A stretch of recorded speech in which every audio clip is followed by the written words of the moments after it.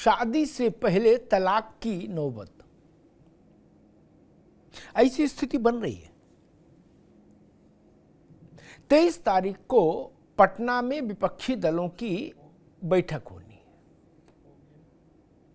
उस बैठक को लेकर एक वायुमंडल ऐसा तैयार किया गया कि इस पटना से 2024 के लोकसभा चुनाव के लिए विपक्षी एकता का एक मुकम्मल संदेश जाएगा इस बैठक से। लेकिन जैसे जैसे 23 तारीख नजदीक आने लगी, वैसे वैसे विपक्षी एकता में पेच बढ़ने लगे और स्थिति ऐसी बन गई कि उस मीटिंग में इतने मतभेदों के साथ, इतने तीखे मतभेदों के साथ बैठेंगे कैसे इतने सारे दल, ये सवाल खड़ा होने लगा। आम आदमी पार्टी ने शर्त रखी है कि 23 तारीख की पटना की बैठक का पहला एजेंडा होना चाहिए कि दिल्ली में जो अध्यादेश लाई है केंद्र सरकार, उस अध्यादेश पर कांग्रेस का रुख क्या है, यानी क्या उस अध्यादेश के खिलाफ कांग्रेस आम आदमी पार्टी को सपोर्ट करेगी या नहीं। केजरीवाल कह रहे जी मैं संविधान की किताब लेके जाऊंगा और सबसे पहले यही पूछूंगा कि इसमें क्या है, तब बताओ फिर आगे बात हो। यानी केजरीवाल ने एजेंडा क्या सेट किया कि अध्यादेश पर बोलो।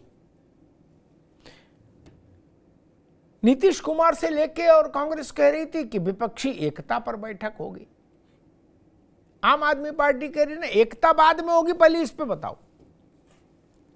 और इससे भी पहले आपने इधर सुना होगा पिछले 10 दिनों में कुछ बयान आए। केजरीवाल जी ने कहा कि पंजाब और दिल्ली भूल जाए कांग्रेस तो हम राजस्थान और मध्य प्रदेश में उसके बारे में चिंतन कर सकते हैं। शर्त बड़ी कड़ी है और बड़ी भी है। और इतना बोलने के बाद अरविंद जी जयपुर जाकर राजस्थान के मुख्यमंत्री और कांग्रेस के बड़े नेताओं में शुमार अशोक गहलोत को निकम्मा और नाकारा घोषित करे आए, मंच से, माइक से। निकम्मा और नाकारा।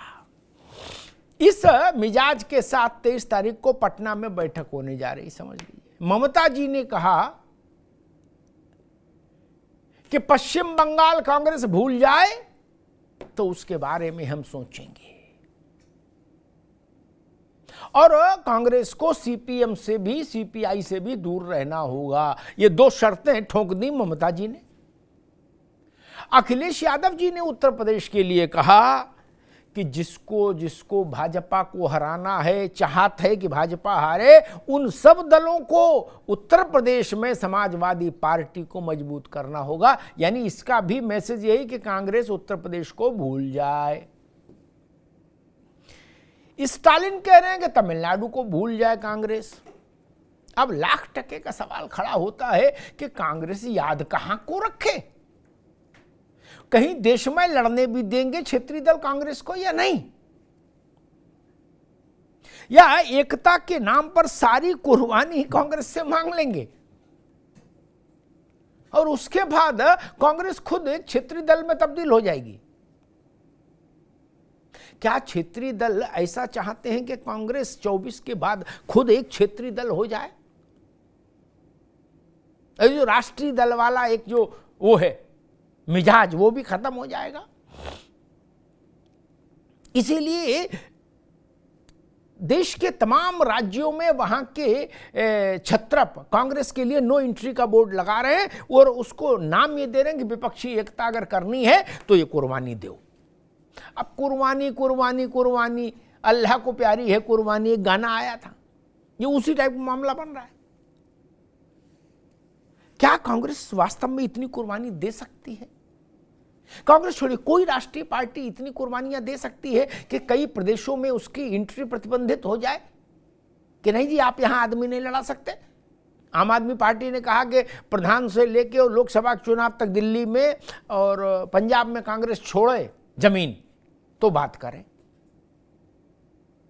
क्या ऐसी शर्तें व्यवहारिक हो सकती हैं? क्या ये कोई ऐसी डिजाइन है जो जिसके तहत ये कोशिश हो रही है कि कांग्रेस को नैनो टेक्नोलॉजी में तब्दील कर दो, बोनसाई में? ये तमाम सवाल खड़े हो रहे हैं। और विपक्षी एकता की बैठक से पहले ये मारामारी क्या बताती है? क्या इससे देश की जनता के बीच में ये संदेश नहीं जाएगा कि पटना की बैठक रस्म अदायगी ज्यादा है? क्योंकि अगर गंभीरता होती तो बैठक से पहले ऐसी तनातनी नहीं होती। ये तमाम सवाल हैं जिनके बीच में पटना की बैठक होने जा रही है। क्या होगा पटना की बैठक में? कांग्रेस की भूमिका क्या होगी? उसके सहयोगी दलों की भूमिका क्या होगी? क्षेत्रीय दलों की भूमिका क्या होगी? ये तो 23 के बाद पता लगेगा। लेकिन तू में का एक धारावाहिक जरूर शुरू हो गया है।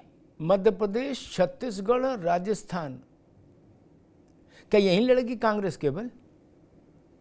और बाकी पूरे देश में क्षेत्रीय दल लड़ेंगे और तब बनेगी विपक्षी एकता की तस्वीर? एक बड़ा सवाल है, क्योंकि शर्तें बता रही हैं कि कांग्रेस के लिए आने वाला वक्त कठिन है। शर्तें बता रही हैं कि मामला गंभीर है और पेचीदा है। अगर मोटे तौर पर, बाकी तो फॉर्मेलिटी वो उसकी तय होती रहेंगी अंत तक शर्तें और उस पर कौन कहाँ तक राजी है, लेकिन मोटे तौर पर देखिए तो मध्य प्रदेश, राजस्थान, छत्तीसगढ़ 3 राज्य समझ में आते हैं जहाँ किसी रीजनल फोर्स ने ये नहीं कहा कि कांग्रेस यहाँ छोड़ दे। बाकी लगभग हर राज्य में कोई ना कोई खड़ा है जो कह रहा भाई कांग्रेस यहाँ छोड़े हमारे लिए। तो कांग्रेस के लिए तो फिर ये बड़ा थोड़ा ज्यादा महंगा सौदा नहीं विपक्षी एकता। कांग्रेस ने खुद कहा, और प्रमोद कृष्णन अभी तक प्रियंका गांधी की एडवाइजरी बोर्ड के मेंबर हैं, इसलिए उनकी बात थोड़ी गंभीर हो जाती है। और वो प्रियंका जी को प्रधानमंत्री का चेहरा भी बनाए जाने की अपील कर चुके हैं। उन्होंने कहा कि रीजनल फोर्सेस का एजेंडा, मैं फिर दोहरा दूं जो प्रमोद कृष्णन ने कहा, रीजनल पार्टियों का एजेंडा मोदी हटाओ नहीं, कांग्रेस हटाओ है। ये बात प्रमोद कृष्णन ने कही और किसी ने नहीं। ठीक, कांग्रेस के ही नेता ने कही, और नेता भी ऐसा नहीं कि मोहल्ले टोले का नेता है, प्रियंका जी के सलाहकार हैं, वो छोटे आदमी थोड़े ना है। इसलिए उनकी बात को हमने यहां रखा है। ये चीज देखना है। सैयद मोहम्मद तकी, आपकी तो पार्टी वास्तव में बवाली है। मतलब शादी से पहले तलाक का फार्मूला पेश कर देते हो। बोले भाई राजस्थान और दिल्ली में कांग्रेस एंट्री बैन कर ले अपनी, तो फिर हम सोचेंगे। गजब कहते 2 राज्य से उसको बहिष्कृत कर देंगे, और वहां जाके आप राजस्थान में नीच, कायर और डरपोक घोषित कर आए अशोक गहलोत को। नहीं, आज ऐसी बात तो भाजपा वालों ने नहीं कही कभी गहलोत जी के लिए। और 23 तारीख को आप पटना की बैठक में भी सबसे आगे हो गए। जो तकी भाई ने बात कही, उन्होंने छोटे छोटे 4-5 टाफी बिस्कुट जैसे राज्य गिनाए। बोले गोवा में लड़े, हिमाचल में लड़े, उत्तराखंड में लड़े, कांग्रेस को कोई रोक रहा है? एक बात सुन लो भैया, वो हम आपसे पहले बोल चुके। वो दूसरी बात, उनके विपक्षी एकता की बातचीत शुरू हो गई है, उसकी ये भी शर्त है कि गाली गलौज भी शुरू की जाएगी बातचीत के साथ, या बातचीत की पूर्व संध्या पर गाली गलौज का आयोजन पहले होगा। नीच, कायर, डरपोक, ये विपक्षी एकता का फार्मूला है कि तू मुझे नीच के, कायर कहे, डरपोक कहे, तब एकता की बात आगे बढ़ेगी। अगर ये एकता का रास्ता है तो ऐसे रास्ते को तो प्रणाम करना पड़ेगा ना। नहीं, अगर गेट पर गाली दे के अंदर जाना है और कहना ये है ए नाई के माइक याद के बोल नहीं हम लोग एकता कर रहे हैं, इसीलिए सब लोग बौखलाए हुए, हम एकता करने जा रहे हैं, और रास्ते में जो मिले उसको गाली देते जाओ, ये भी तो सोचो। खैर, समाजवादी पार्टी ने भी आम आदमी पार्टी के रोड मैप को देखा और उसको भी लगा कि यही है राइट चॉइस बेबी। क्या? तो अखिलेश जी ने भी उत्तर प्रदेश में ध्वजा फहरा दी। उन्होंने कहा भाई जो भी लोग भाजपा को रोकना चाहते हैं उत्तर प्रदेश में, वो सब लोग समाजवादी पार्टी के हाथ मजबूत करें। क्या? जो बात केजरीवाल ने कही कि भाई पंजाब और दिल्ली छोड़ दीजिए हमारे लिए, वही बात अखिलेश जी ने कही। जी भाई यास्मीन, इसका मतलब कांग्रेस उस राज्य को भी छोड़ दे जिस राज्य में जवाहरलाल नेहरू की कर्म भूमि रही और इंदिरा गांधी की कर्म भूमि रही। नहीं, लेकिन यहाँ तो लड़ाई आपस में तो रायता बिखरा पड़ा है, नीच कायर डरपोक तक मामला चला गया, हाथापाई बची है। हो सकता पटना बैठक, पटना एयरपोर्ट पे हो जाए हाथापाई, उसके बाद बैठक में जाओ सब लोग। नहीं जेबा जी, भाई नीच कायर तक मामला पहुंच गया, मारपीट में कितनी देर है। प्रशांत पटेल जी, पटना में एक बड़ी बैठक, नीतीश जी उससे पहले देश घूमे आए, सबसे मिले और उन्होंने कहा कि हम एक विकल्प दे रहे हैं कांग्रेस समेत।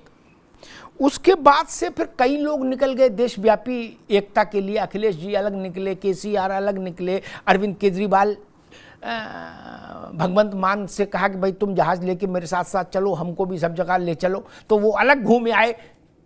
सब जगह हल्दी बट गई और 23 को पटना में बैठक के कहा जा रहा है कि भाजपा का रथ रोकना सबसे पहली प्रायोरिटी है, बाकी सब मतभेद सुलझा लिए जाएंगे। भाजपा के लिए कितनी बड़ी चिंता चुनौती है ये। 2019 के चुनाव में रत्नाकर जी का अच्छा आंकड़ा दे रहा हूं आपकी पार्टी के लिए, सुनिए आपको प्रसन्नता होगी। 2019 के चुनाव में तकी साहब, उंगली पर गिनते चलिए, डीएमके, आम आदमी पार्टी, टीएमसी, समाजवादी, बसपा और एक आध और, ये सब मिला के 19.1% वोट पाए थे। कितना? 19.1। और कांग्रेस 19.4 पाई थी। आरजेडी भी जोड़ लो उसमें। हाँ, कांग्रेस पाई थी 19.4।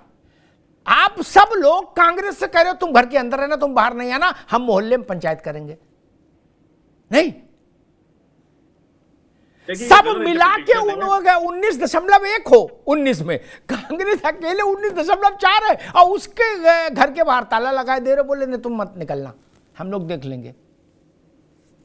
ताकि साहब यहां से कैसे पर बात बनेगी। विश्वनाथ प्रताप सिंह के समय में ये फार्मूला आया जिसको अभी केसी त्यागी बता रहे थे या आप लोग कोशिश कर रहे हो, नीतीश बाबू कह रहे हैं, जिसके लिए कांग्रेस में चिंतन होगा कि भाई और ज्यादा अंडरस्टैंडिंग ना भी हो पाए,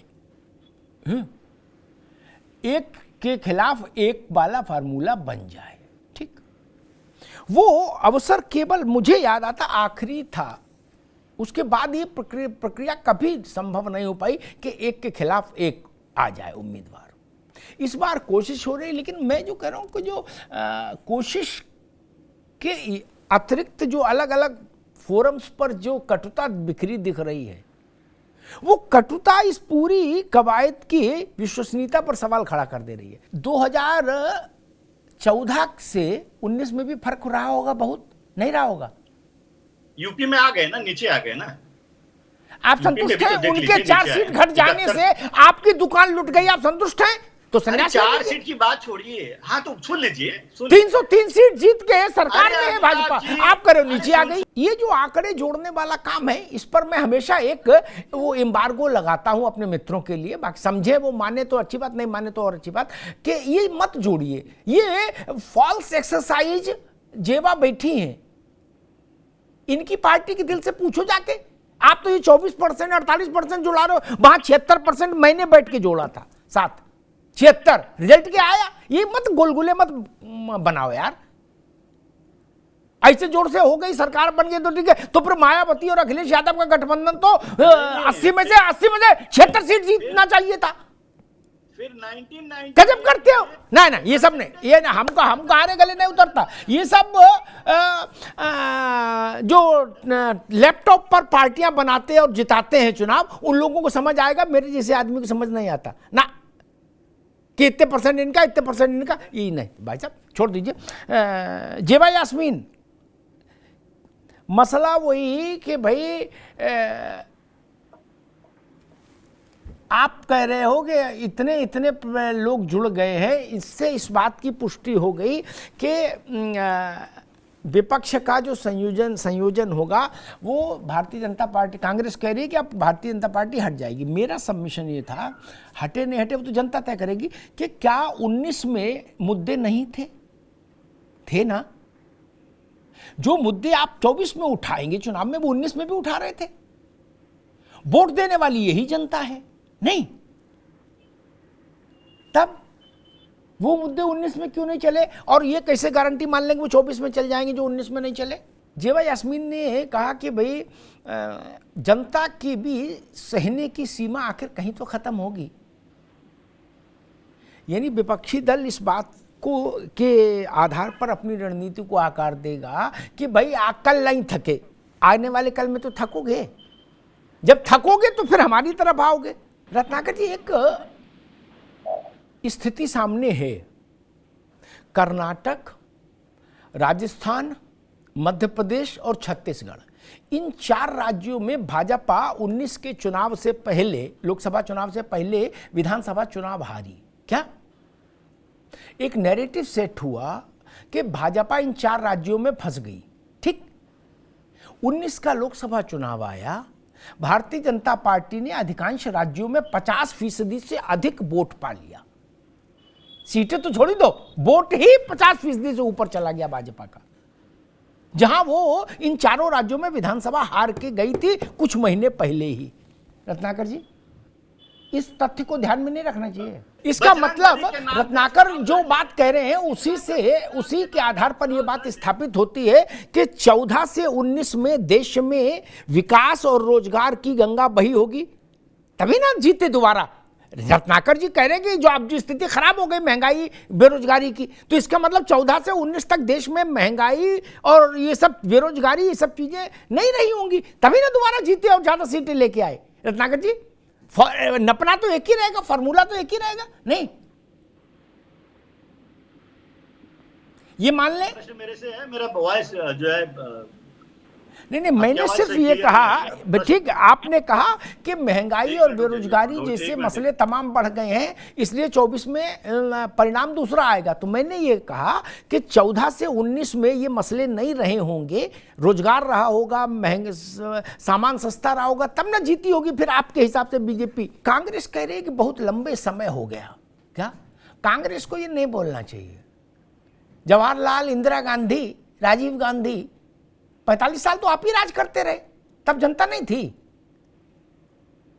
दूसरे को आपको दिख रहा है कि 9 साल हो गए, बोले जो बहुत समय हो गया यार इनको हटा। 15 साल शीला दीक्षित राजधानी में शासन कर रही थी कि नहीं? 31 साल ज्योति बाबू की शासन के नहीं? ये कहां से आप फार्मूला ले आए? बोले बहुत समय हो गया यार, ये तर्क नहीं चलता। आपके समय में कांग्रेस को ये नहीं बोलना चाहिए, कांग्रेस तो 45 साल शासन कर चुकी, इसलिए ये नहीं। आप देवदूत हैं नहीं ना, आपको भी इसी जनता ने चुना। खैर, मोहम्मद तकी, मसला ये कि आपने अपना कहा कि भाई मेरा आंगन छोड़ के बाकी सब चीजों पर निगोशिएशन करो, मेरे आंगन में किसी की खाट नहीं पड़ेगी, किसी खटोला नहीं पड़ेगा, 2 आंगन मेरे हैं, इनको छोड़ दो। और पहले आपने एक पेज फंसा दिया कि भाई अध्यादेश पर कांग्रेस में हमारे साथ खड़ी हो। आज मैं केजरीवाल जी को सुन रहा था, वो कह रहे थे पटना में मैं संविधान की किताब लेके जाऊंगा और जाते ही ये सवाल उठाऊंगा कि सब लोग मिलके कांग्रेस से पूछो कि अध्यादेश पर क्या करेगी। अगर बड़ा है, ताकि आपको गुस्सा ना आए, अगर भाजपा फिर जीत गई तो ये माना जाएगा कि महंगाई नहीं है, विकास धुआंधार है, तब तो माना जाएगा, क्योंकि आप और कांग्रेस यही कह रहे हो कि भाई विकास नहीं हुआ और महंगाई बहुत है। मैं आपसे पूछ रहा हूं, पंजाब में कहां किस जनता के वोट से जीते हो? विदेशी जनता थी, इसी देश की थी ना, वो वहां वोट कैसे दे पाई? पंजाब में तो विपक्ष में थे, उसके बाद आना था जो जनता लाई कर रही थी। ये घालमेल नहीं करिए, ये बुद्धि से तर्क दीजिए। तो मोहम्मद तकी रुकना होगा, बुद्धि से तर्क दीजिए, तर्क पर टिकना सीखिए। ये थितरई है, ये नहीं करो। बोले जी मध्य प्रदेश में वोट नहीं दे पा रही जनता, पंजाब में दे लेती, ये कौन मानेगा? ये कैसे हो जाएगा? बंगाल में कैसे दे लेती है वोट? जहां केजरीवाल जीते वहां चुनाव अच्छा, जहां ममता जी जीते जहां चुनाव अच्छा, जहां योगी आदित्यनाथ जीते अरे बोले सब खराब चुनाव था, जनता ने वोट ही नहीं दिया। जे भाई यास्मीन, ऐसे तो नहीं चलेगा, ऐसे तो जनता जान लेती कि आप लोग सिरफिरे हो, नहीं तर्कपूर्ण बात नहीं कर रहे हो। बोले योगी, अरे बोले आप जनता के वोट से नहीं जीते। अच्छा जी, किसके वोट से जीते? जबरन शपथ ले ली क्या? ममता जी बोले वो 100% जनता के वोट से जीती, केजरीवाल बोले 500% जनता ने जिताया, 500। योगी बोले 1% वोट नहीं मिला। अच्छा, जबरन ले लिया शपथ। ऐसी बातें विपक्ष के नेताओं को और अविश्वसनीय नहीं करती हैं। इतनी ईमानदारी तो रखो कि जिस जनता ने ममता को जिताया, अरविंद केजरीवाल को जिताया, भगवंत मान को जिताया, उसी ने योगी आदित्यनाथ को जिताया। या आपके ना कहने से ऐसा तो नहीं परिस्थितियां बदल जाएंगी। तो यास्मीन ने जब कर्नाटक में देवी गौड़ा जी के बेटे की शपथ थी मुख्यमंत्री के रूप में, ठीक, तो पहली बार ऐसा हुआ, सवाल इसलिए आपसे पूछ रहा हूं, पहली बार ऐसा हुआ गेस्ट हाउस कांड के बाद क्या, जब अखिलेश यादव और मायावती एक साथ मंच पर चढ़े, क्या हम लोग भी बड़े उत्साहित थे क्या? अखिलेश यादव ने नमस्ते की मायावती से, वो भी मुस्कुराई क्या? सोनिया जी मायावती जी गले मिली, साथ में ममता जी ने भी झप्पी डाली, हम लोगों ने भी फोटो छापी, हमने कहा इतिहास बदल गया क्या? क्या हुआ? जूतों में दाल बट गई उसके बाद तुरंत नहीं, कहां गई एकता? अजीत सिंह से लेके कोई बचा था देश में? कोई भी नॉन बीजेपी लीडर नहीं बचा था जो मंच पे नहीं आया था। उसके तुरंत बाद 19 का चुनाव हुआ, 3-13 हो गया। उसमें असल में बसपा के लोग ये कहते थे कि भाई अखिलेश जी ने कहा कि लखनऊ हम देख लेंगे और बहन जी तो प्राइम मिनिस्ट्रियल मटेरियल है, तो बोले हमको वो गाजर पकड़ा दी जो कभी आनी नहीं हाथ क्या, आओ बोले लखनऊ हम देख लेंगे। बसपा इतनी चेतना तो रखती है कि प्रधानमंत्री बनने का तो कोई भी स्कोप है नहीं, मुख्यमंत्री भी जरूर दावा हो सकता है, मान लो गठबंधन रहे वो करे, इसीलिए फिर हम लोग पीछे हट गए। जेबा यास्मीन, हम लोगों को पत्रकारिता जब करते हैं, ठीक है ना, तो नेताओं के साथ जब बैठते हैं तो सब कुछ दिखाने के लिए नहीं बैठते ना, टीवी पर या अखबार में लिखने के लिए क्या, तो हमको वो बातें भी पता लग जाती जो आप लोगों तक नहीं आती क्या। कई बार नेता भी राय मांग लेते हैं, चर्चा कर लेते हैं कि वो ऐसा कह रहे, क्या होना चाहिए क्या। मुझसे अंबिका सोनी ने कहा कि हमारे पास महावीर प्रसाद है, वो चल क्यों नहीं रहे यूपी में, मायावती क्यों चल रही है। अब ये बात रत्नाकर सिंह तो नहीं कहेंगी वो, है ना। इसलिए ये ऑफिशियल और अनऑफिशियल का खेल टिक नहीं। तय यही हुआ था कि अखिलेश बाबू ने कहा कि हम यूपी संभालेंगे, मायावती जी दिल्ली। मायावती जी जानती कि दिल्ली की तो टिकट ही नहीं मिलनी। मैं तो कह रहा हूं नेट रिजल्ट क्या रहा, उस गठबंधन के असफलता ने हिंदुस्तान की गंभीरता सुनी, हिंदुस्तान की पूरी राजनीति में गठबंधन के प्रयोग पर एक बड़ा सवालिया निशान खड़ा कर दिया। उससे बड़ा गठबंधन कोई माई का लाल हुआ नहीं। बाकी तो बार बार करो, कोई दिक्कत रोक नहीं। खैर, प्रशांत पटेल, आम आदमी पार्टी की तरफ से कहा जा रहा है कि कोई अगर ईडी, सीबीआई, दिस दैट सरकारी एजेंसियों का प्रयोग नहीं करे आम भारतीय जनता पार्टी, तो कोई राज्य नहीं जीत सकती, कोई चुनाव नहीं जीत सकती। बात तो ठीक है। अच्छा तकी साहब एक बात बताओ, ये ईडी सीबीआई पंजाब में नहीं चली, क्यों? पंजाब ने अपनी ईडी सीबीआई बना ली थी क्या? मुझे एक चिंता ये है, आम आदमी पार्टी ने एक्स्ट्रा करिकुलर एक्टिविटीज में अपने को इतना व्यस्त कर लिया है कि सत्येंद्र और मनीष सिसोदिया बाहर आएंगे, 24 का चुनाव में भाग ले पाएंगे कि नहीं, यही नहीं समझ आ रहा मुझे। तो बताओ, वो कह के गए थे मनीष के थोड़े दिनों में आ जाऊंगा, क्या अब कितने दिन हो गए बताइए? कोई जहां भी जमानत की अर्जी भाई दाखिल कर रहे हैं, खारिज हो रही है। और तकी साहब को ऐसा भी नहीं, चलो उनके सम्मान में एक दिन का उपवास ही घोषित कर दे पार्टी कि भाई मनीष जी बाहर नहीं आ रहे हैं, उनके दुख में हम लोग एक दिन उपवास रखेंगे। इतना तो करो। नहीं, आप लोग भी उनको छोड़ दिए, बोले ठीक है, मेले में बच्चा छूट जाता, बोले छूट जान दो, कोई दिक्कत नहीं। ये जो एक लाइन प्रमोद कृष्णन ने कही ना, उसको अगर आप फ्लैशबैक में जाके देखेंगे तो इस देश में अधिकांश क्षेत्रीय दल कांग्रेस से लड़कर पैदा हुए और कांग्रेस से दो हाथ करके ताकत में आए, ठीक। उन्होंने फिर बाद में समय पर कांग्रेस से alliance tactical alliance this that किया, लेकिन वो जब अस्तित्व में आए तो एंटी कांग्रेस फीलिंग के साथ आए। ठीक, उन लोगों को यह भी पता है कि कांग्रेस कमजोर हुई इसलिए हम महत्वपूर्ण हुए। क्या उत्तर प्रदेश में जब कांग्रेस की चलती थी, क्या जब उमाशंकर दीक्षित और वो सब लोग का समय था, है बहुगुणा, नारायण दत्त, विश्वनाथ प्रताप, क्या तो उस वक्त सपा बसपा तो नहीं थी। तो एक मोटी बात मैं अभी तक नहीं समझ पाया कि ये ऐसे क्षेत्रीय दल कांग्रेस के विकास की कामना मन से क्यों करेंगे, जबकि इनको पता है कि कांग्रेस मजबूत हो जाएगी तो सबसे ज्यादा नुकसान इन्हीं का होगा। मुझे एक दृश्य याद आता है, इमरजेंसी के बाद जब चुनाव की घोषणा की इंदिरा जी ने, तो वन लाइनर चला कि इंदिरा को हटाओ, बाद में देख लेंगे कौन बनेगा। ठीक, इंदिरा हट गई,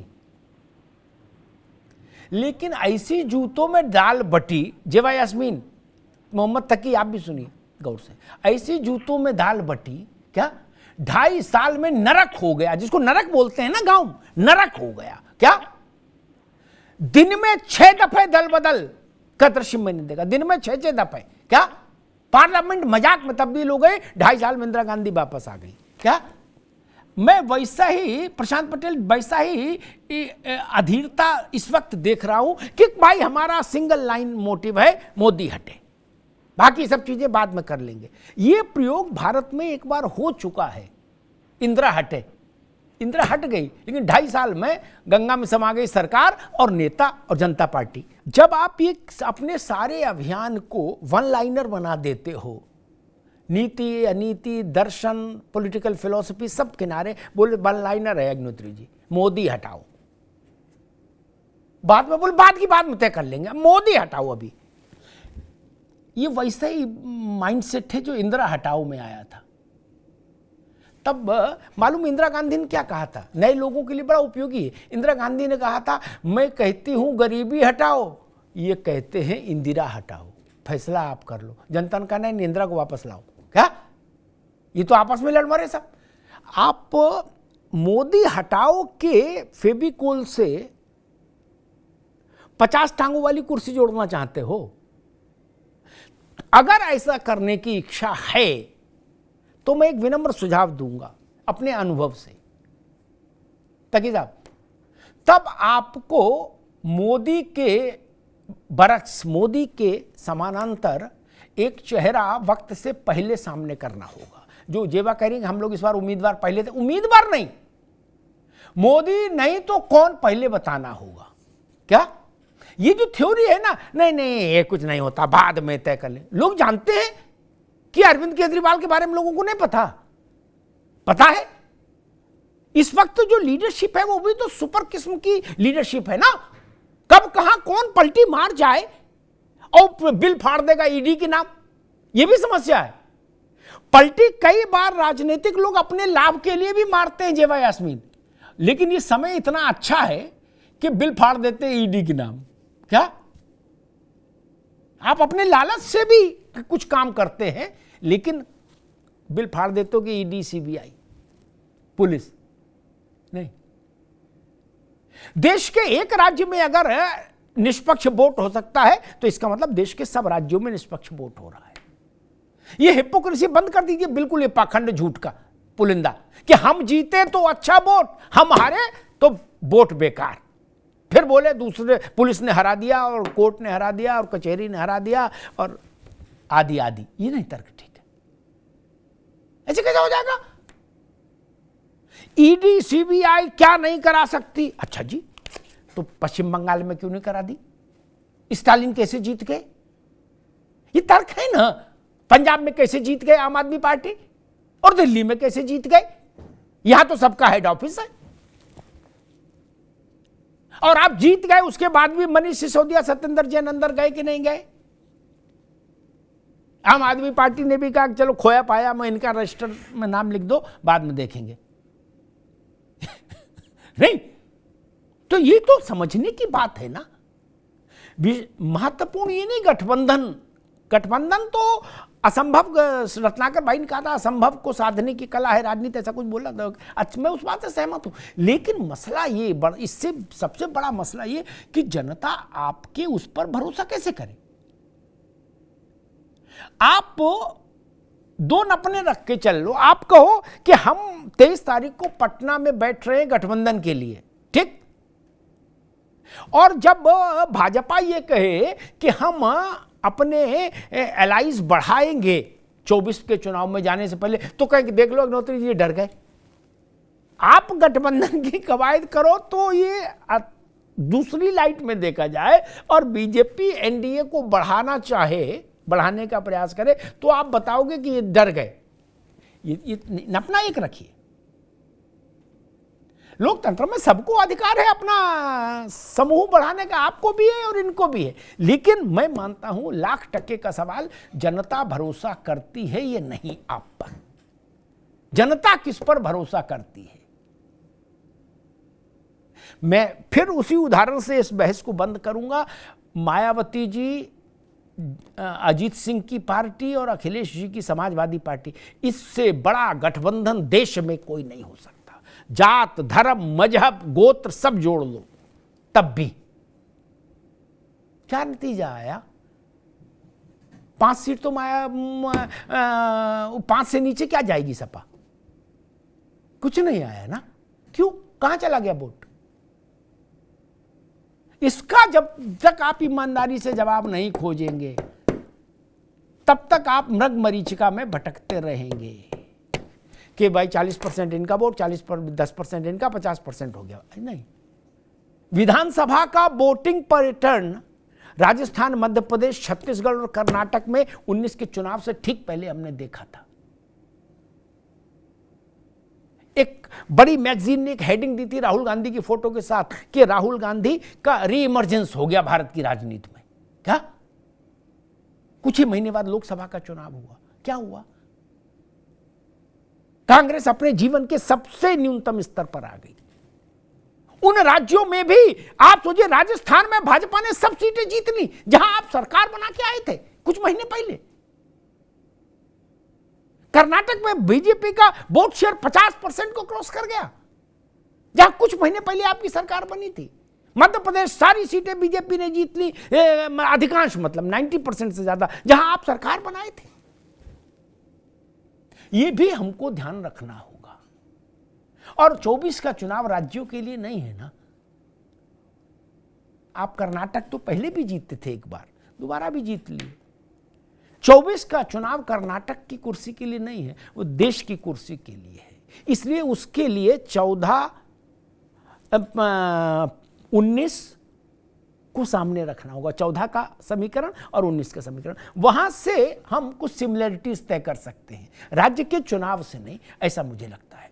और जब तक आपसी कटुता सार्वजनिक तौर पर बंद नहीं होगी क्षेत्रीय दलों के और कांग्रेस के बीच में, मुझे लगता है तब तक विश्वसनीयता का संकट रहेगा। कांग्रेस को और क्षेत्रीय दलों को, दोनों को आपस में कटुता और सार्वजनिक तौर पर कटुता तो बंद करना होगा। नीच, कायर, डरपोक ये भाषा शैली के बाद आप कहो कि हम गठबंधन कर रहे हैं तो स्वांतः सुखाए, ठीक है, जनता भरोसा नहीं करती। धन्यवाद।